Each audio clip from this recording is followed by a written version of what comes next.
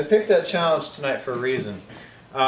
Even though Elijah wasn't on the gag, from the perspective of the people in this room who were being told, you guys were showing us how you use a public restroom, you looked a bit foolish. I told you guys one thing, and I had Matt tell them something completely different. And they came in here, I mean, the plan was for them to come in here and think that they were just acting out their own thing, and that you were supposed to guess it.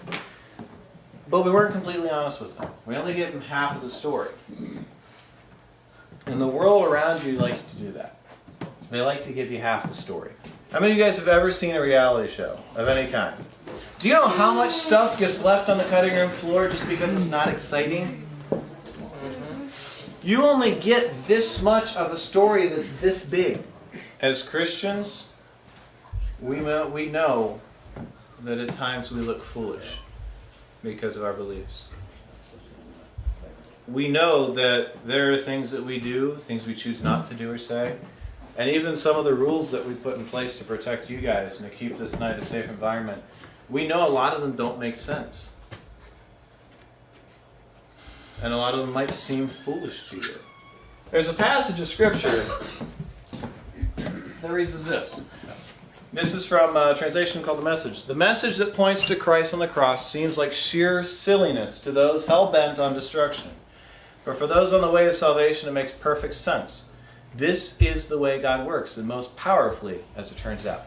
In other translations, we're told that the way of the cross is foolishness to those who don't understand it. As Christians, we know we look like idiots at times because of who we choose to follow and how we choose to follow it. And it's an all or nothing type of deal. You're either full in, or all in, and willing to look like an idiot to your friends, or you're not. A couple weeks ago I shared that if you're not following, you're actually against God. Well, this is true. It's all or nothing. If we're not all in, other parts of Scripture says He vomits us out of His mouth. Not a pretty image.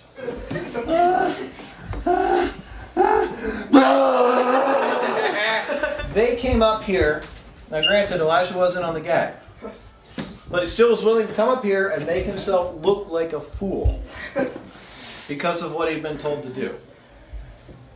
If you follow Christ, you're going to look like a fool at times because God's ways will conflict with the world's ways. God will give you the whole picture. He will be completely honest with you. You might not see it all at the same time, but He'll be completely honest.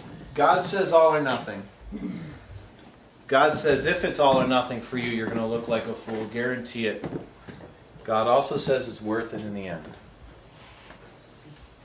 I'm serious.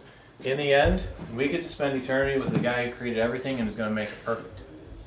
Perfectly fixed bodies, perfect creation. You might be able to walk up to a lion and take a ride. Just as a fun little thank you. If you follow Christ, you're going to look like a fool at times. You're going to get made fun of. You're going to have people walk away from you. You're going to lose friends.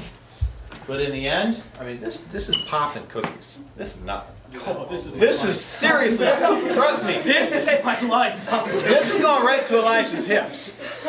No, it's not. His butt's going to balloon out, man. You should. Has it? No, I just. This stuff is nothing compared to what's waiting for us at the end. Yeah. Following after Christ is a big decision. It's a big step, and it requires you to give up a lot, especially your reputation and how you look around people, how you look to people around you. But speaking from experience, it's worth it. He doesn't promise life will be easier. He promises that life's actually going to be tougher because we're not willing to go with the flow. But He does promise He'll never leave us, He'll never forsake us. He'll always be there for us to comfort us and carry us when we need it.